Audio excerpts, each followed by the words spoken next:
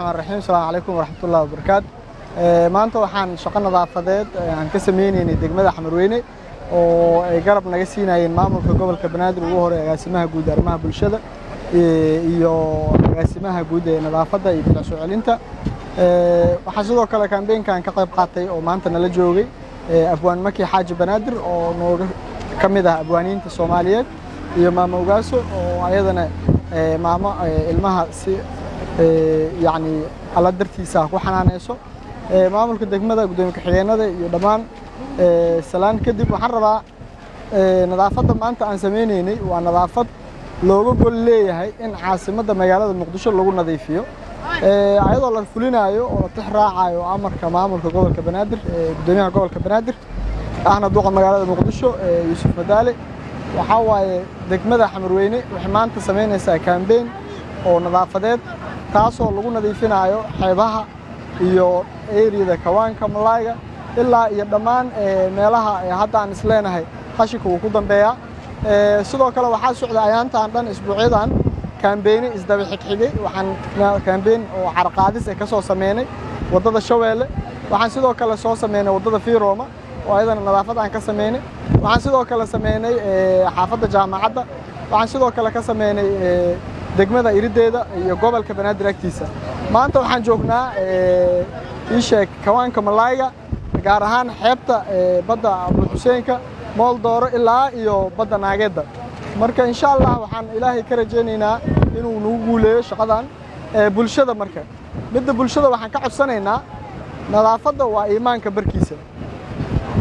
annaga mar walba waxaan nadiifinaa qashinka waxaan qaadnaa qashinka waxaan ka hortagnaa qashinka bulsho waxaan idinka rabnaa oo aan idinka codsanaynaa waa codsi waxaan idinka codsanaynaa inaadan qashinka jidka ku tuurin qof walba oo Soomaali ah waa aragnaa markii wadamada dibadda lagu joogana waa aragnaa si ay ku nool yihiin markii gudaha wadankooda joogaan waa aragnaa markii dibadda joogaan caaga biyaha ay ku cabaan gacantay ku hayaan ilaa ay ka helaan meel trash bin ama meel lagu rido qashinka xanjada ma tuuraan bacda ma tuuraan qashinkana jidka ma dhigaan laakiin markii Soomaaliya la joogo ama ka imaa qurbo ama dadkii dalka joogay naqo waa isku dhaqan wadanka inaysan lahayn amal ay u dhaqmaan qashinka waa tuurayaan caaga waa tuurayaan qashinka gurigiisu ka soo fogeynaa laamigu dhiga walaalayaal waa codsi haddii codsigaas uu fuli waayeen talaabo sharci ah ayaa la kulmi doontaan insha Allah dadka deegaanka aniga gaar ahaan waxaan digniin siinaa bulshada degmada Xamarweyne in ay nadaafadda aad ugu taxadiraan number 1 Xamarweyne waxa uu yahay nadaafadda haddii gurigaaga hortiisa uu qashin yaalo waa lagu ganaaxi doonaa haddii dukaankaaga hortiisa uu qashin yaalo waa lagu ganaaxi doonaa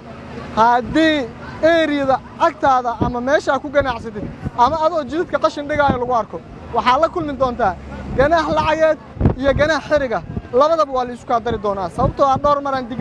digniino badan aan dirnay wax badan aan nadiifinay nadaafadda waa in la ilaaliyaa caafimaadkeena ku jiro awlaadeena caafimaadkooda ku jiro magaaladii inta la dhaafaa waxa la gaaray in baddi qashin lagu shubo waxaas looma dul qaadanayo cidna lagama yeelayo qofkaanan bilicda nadaafadda degmada Xamarweyne ka shaqeynaynin Xamarweyne way iska qabanaysaa waana iska celi doonaa gacan biraan ku qaban doonaa